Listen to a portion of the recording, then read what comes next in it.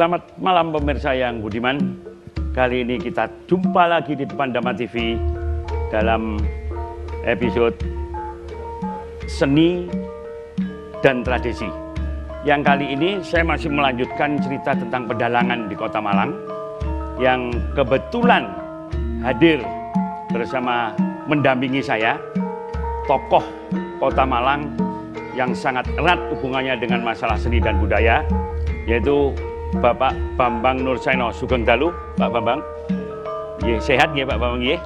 Sehat, bantu todong ya sehat ya Pak Bambang.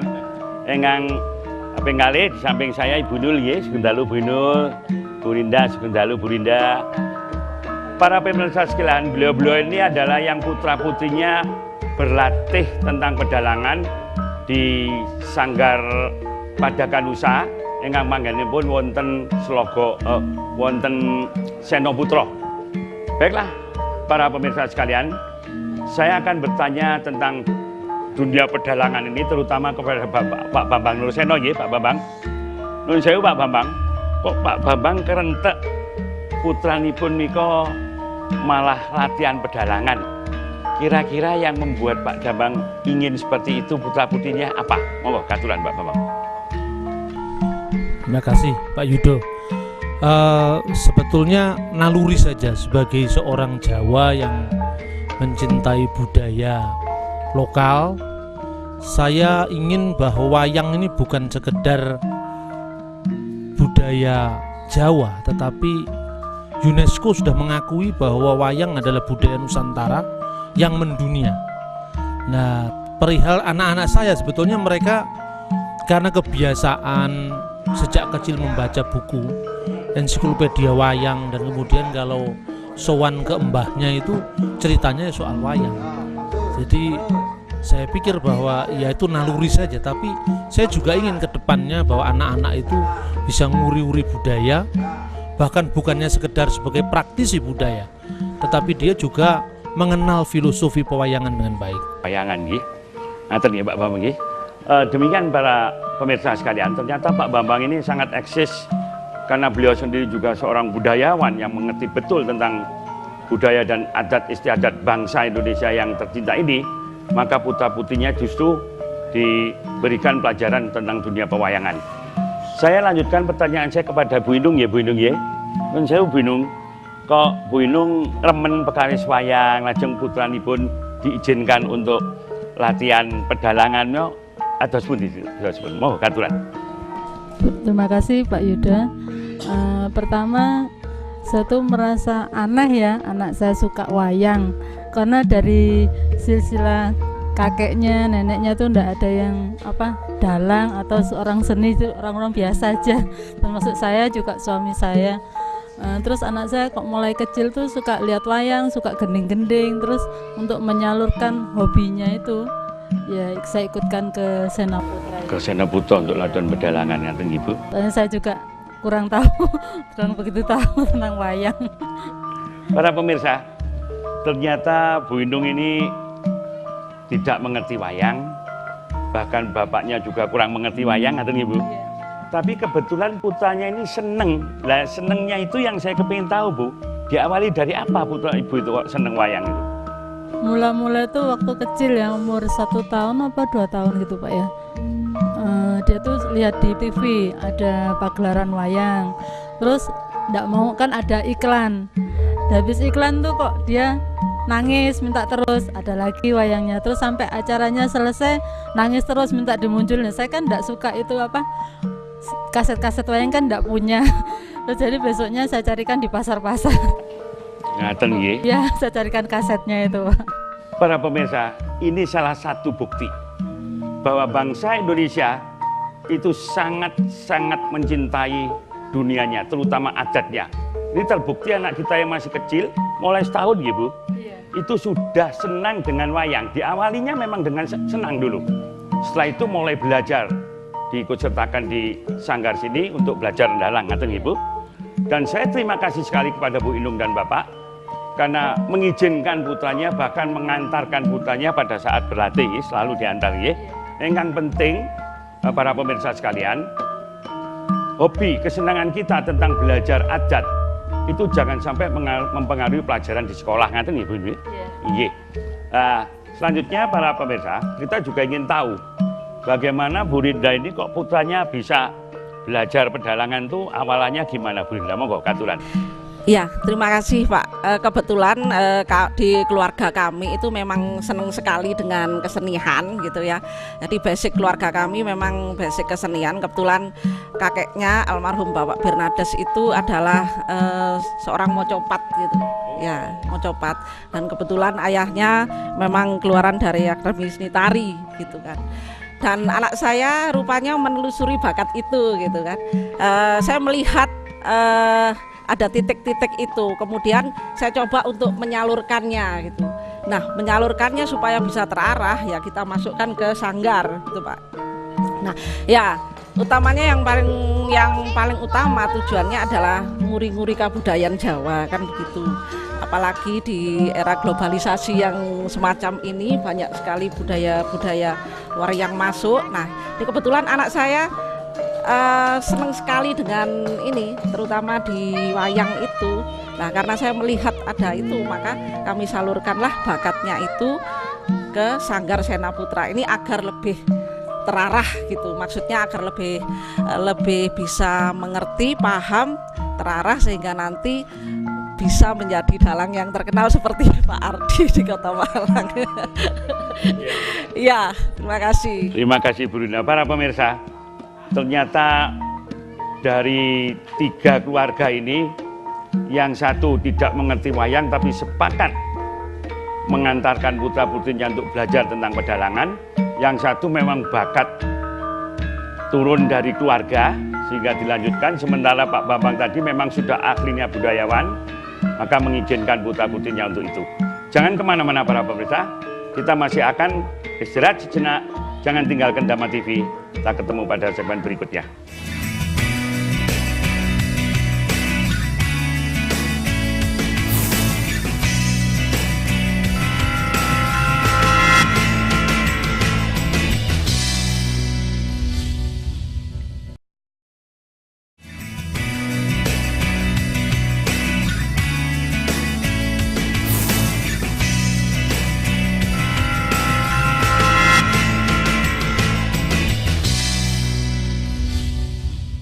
Terima kasih para pemirsa masih berada di depan Dhamma TV. Mudah-mudahan para pemirsa juga tidak bosan-bosannya untuk mendengarkan tentang seni tradisi milik bangsa kita yang tadi menurut Pak Bambang sudah diakui oleh dunia. Kembali kepada Pak Bambang ya, Pak Bambang.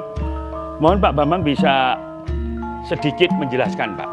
UNESCO pada saat mengakui wayang kita ini milik dunia, kira-kira pendapat Pak Bambang bagaimana? Monggo aturan.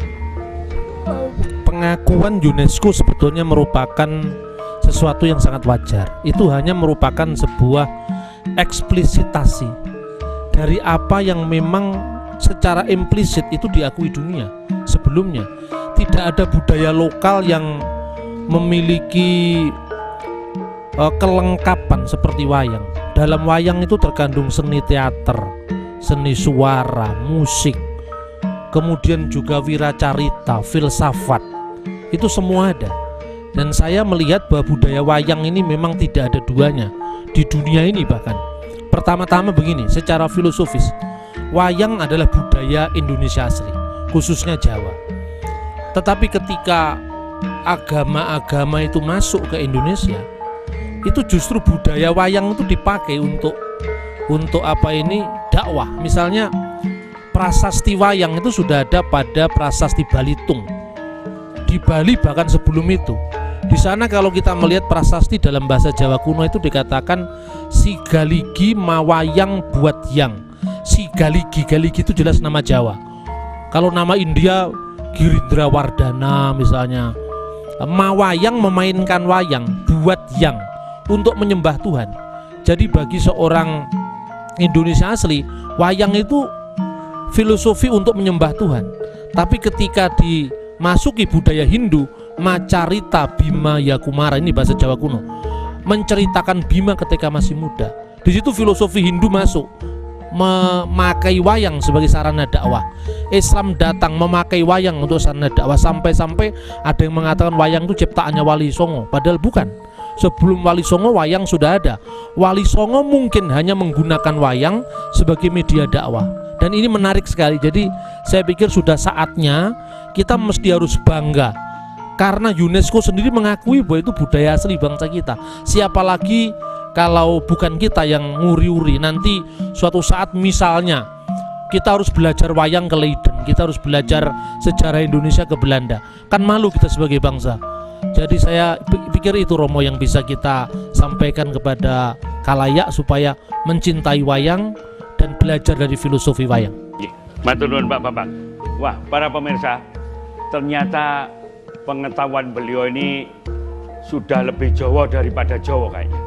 Bahkan bisa menyatakan keberadaan wayang itu jauh hari sebelum Hindu sampun wonten ya Pak Bambang ya. Sudah ada, itu adat budaya kita. Namun dijadikan alat oleh agama-agama yang masuk ke Indonesia untuk mengembangkan agamanya, seperti itu ya Pak Bambang ya. Dan banyak filsafat-filsafat yang bisa diserap dalam dunia pewayangan Pak Bambang ya. Sampai-sampai dunia pun mengakui UNESCO bahwa wayang itu milik dunia, bukan semata-mata hanya milik bangsa Indonesia. Kembali kepada Ibu Inung ya, Bu Inung ya. Yang tadi diceritakan Bu Inung, orang ngerti wayang, bapaknya orang ngerti wayang, terus putranya malah seneng wayang. Setelah sering mengantar, sudah berapa tahun Bu putranya belajar Pak? Barusan ya. Nah setelah melihat keadaan putranya seperti ini, rasanya gimana Bu? Saya ikut senang ya dengan budaya bangsa. Ternyata bangsa kita tuh kaya sekali dengan kesenian. Jadi saya mulai mencintai wayang sekarang Pak. Mulai mencintai wayang Pak. Ya dari belum tidak tahu sama sekali. Jadi sekarang lihat anak saya mulai main, terus di rumah juga udah terbiasa lihat wayang, lihat gamelan, lihat apa gitu. Jadi mulai cinta saya.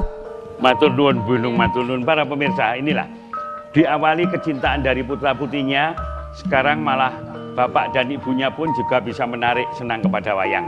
Yang kepada sekarang saya tanyakan kepada Bu Rinda, Bu Rinda ya.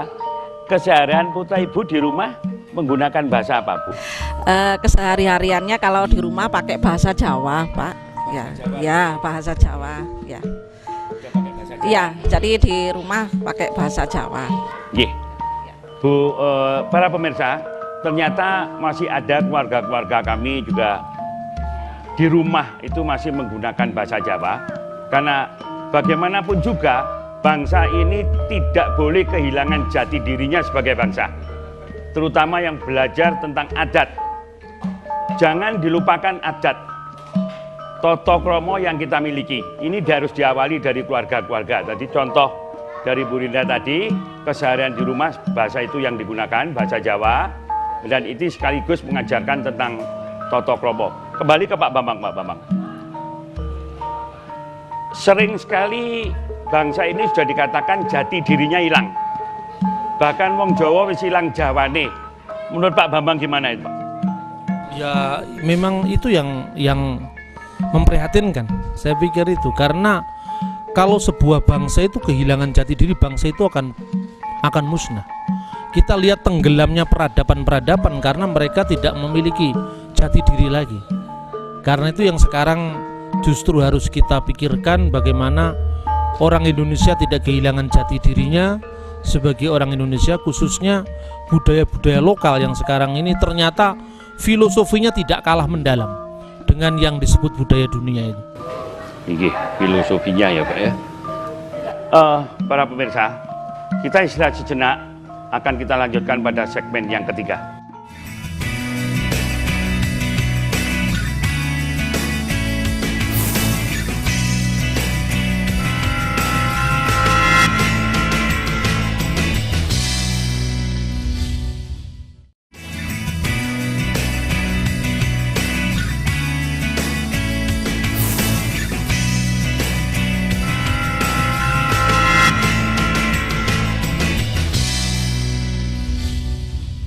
Terima kasih pemirsa, masih berada di depan Tama TV dan sangat gembira sekali saya para pemirsa tidak bosan-bosannya untuk mendengarkan wayang. Apalagi pada episode kali ini saya masih didampingi dengan Pak Bambang, Bu Rinda, Bu Inung yang semuanya sekarang mulai senang dengan wayang. tentunya untuk penutup di dalam episode ketiga ini, saya akan bertanya kembali kepada Pak Bambang ya, Pak Bambang ya. Kalau tadi Bapak sudah menjelaskan bagaimana dunia mengakui bahwa wayang ini sangat komplit dan menjadi milik dunia. Filsafat-filsafat apa yang terkandung di dalamnya, Pak Bambang? Ya, yang pertama tentang filsafat ketuhanan. Jadi sebelum datangnya agama-agama ke dunia, bangsa kita itu sudah punya keyakinan tentang Tuhan yang Maha Esa. Jadi ini yang penting, sebab seolah-olah bangsa Indonesia itu selama ini kalau menurut studinya Taylor itu diklasifikasikan bangsa yang animistik, yang dinamistik, yang percaya benda-benda yang bertuah. Itu semua ternyata teori yang salah.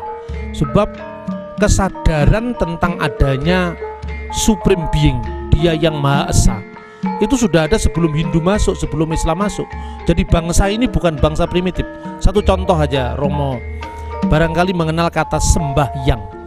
Kata sembahyang itu artinya menyembah Tuhan. Yang di sini maksudnya Tuhan. Prasasti Sriwijaya Dapunta Yang itu menunjukkan kata yang itu dipakai dalam pengertian Tuhan. Ketika Hindu masuk, setiap dewa-dewa Hindu itu kemudian diberi gelar Sang Yang. Sang Yang Batara Siwa, Sang Yang Batara Guru, Sang Yang Jagat Pratingkah. Tapi sebenarnya yang sendiri bukan bahasa Sanskerta. Itu bahasa Indonesia asli, bahasa Nusantara asli. Nah kemudian jauh sebelum bangsa-bangsa India, Barat, Arab memperkenalkan konsep tentang Tuhan, kita sudah punya konsep itu.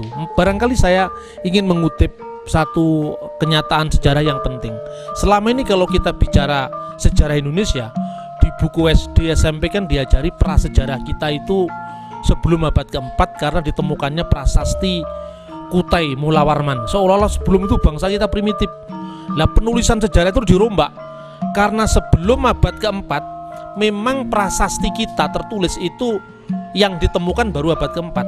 Tapi Herodotus dari Romawi, Ptolemeus dari Alexandria, kemudian Srimad Valmiki Ramayana, itu buku Ramayana yang ditulis oleh Resi Valmiki itu sudah bicara tentang Nusantara.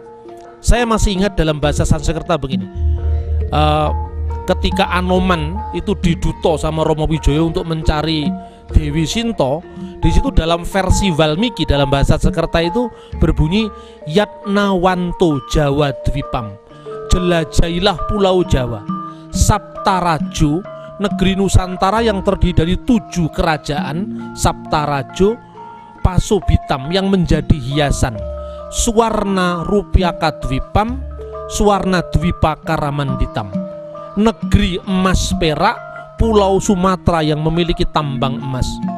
Dan pada akhir itu dikatakan begini, Jawa Dwipa Mati Kramya Sisiro Nama Parwata.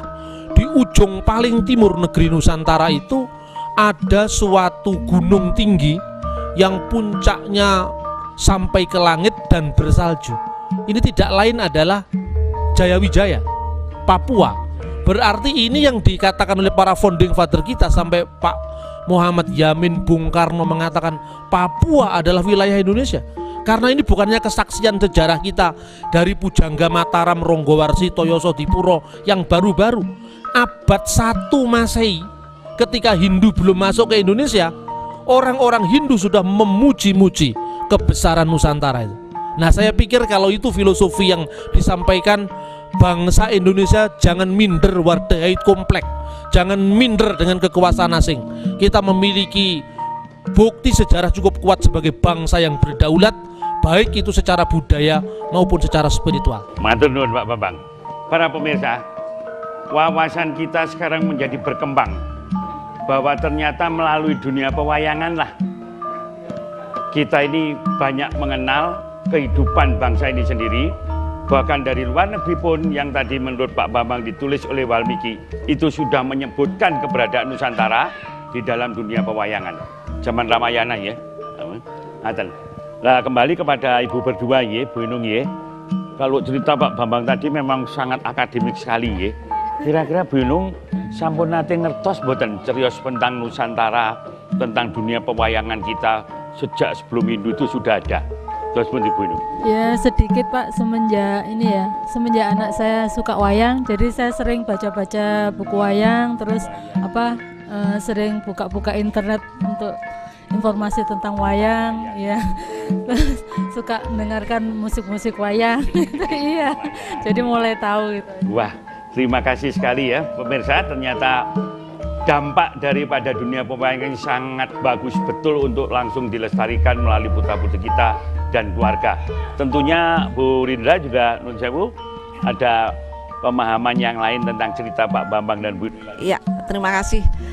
Ini juga membuka wacana saya setelah mendengarkan wacana dari Pak Bambang, walaupun saya belum mengerti atau sedalam yang disampaikan, paling tidak memang saya tahu sedikit tentang pewayangan gitu, tentang kisah Ramayana. Nah di situ ada filosofi kejujuran, pendidikan, kebaikan dari tokoh-tokoh yang ditampilkan itu memberikan banyak suri tauladan, kesabaran, terutama kalau kita melihat Janoko, Pak ya, ada suri tauladan kesabarannya, kemudian ada ketegasan kalau kita melihat tokoh Bima dan sebagainya. Nah dari situlah kita bisa melihat betapa memang wayang itu lengkap sekali gitu isinya, ya tidak hanya mengajarkan hanya seni sebagai tontonan, tetapi paling tidak juga sebagai tuntunan. Lah ini sangat penting sekali kalau generasi muda kita itu mau menguri-nguri budaya ini, karena secara tidak langsung itu kita bisa mentransfer ilmu dari apa yang disuri tauladankan dari tokoh pewayangan itu, dan kita juga bisa melihat dari tokoh-tokoh purawayang seperti kalau yang itu jelek, kalau yang ini itu baik. Nah kalau ini sudah diajarkan sejak dini, harapan saya kan bisa terpatri di dalam. Matur nuwun Bu Rinda, ya matur nuwun. Demikian para pemirsa, ternyata filsafatnya wayang, tontonan wayang itu sangat mengandung ajaran-ajaran, terutama yang berkaitan langsung dengan budi pekerti luhur, khususnya budaya dan adat bangsa kita. Tidak hanya Jawa, tapi Nusantara. Kita akan ketemu lagi pada episode berikutnya. Dan kali ini saya akhiri dengan salam kami, Rahayu.